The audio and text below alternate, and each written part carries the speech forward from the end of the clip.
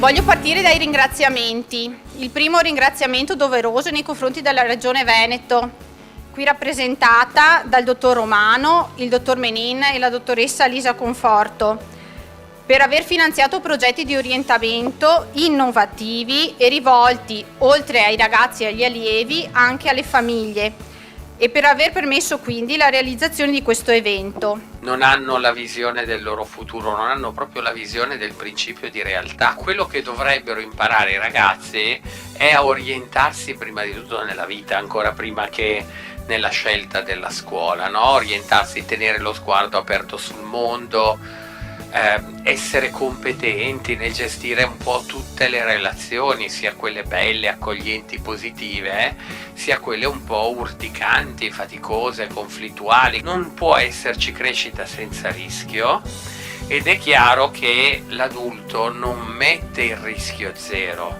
nella vita del proprio figlio, mette una certa quantità di rischio che è compatibile con le abilità e le competenze che il figlio sa mettere in gioco. I movimenti sono da dentro a fuori, da protezione ad esplorazione, da dipendenza ad autonomia. Quando al mondo saprò che agli undicenni sono avvenuti tanti incidenti con le bici, quanti ne sono accaduti con gli smartphone, smetterò di parlare.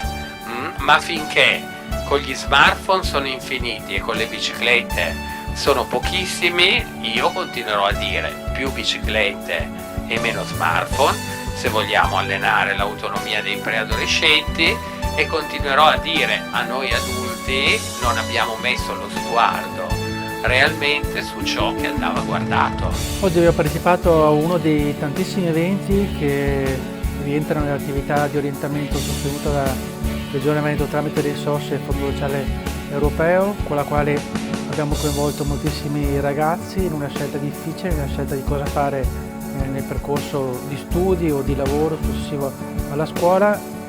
Abbiamo coinvolto anche moltissimi genitori, noi coinvolgeremo 60.000 in questi anni, perché riteniamo che la scelta sia importante non solo per i nostri figli ma anche per i genitori che li accompagnano.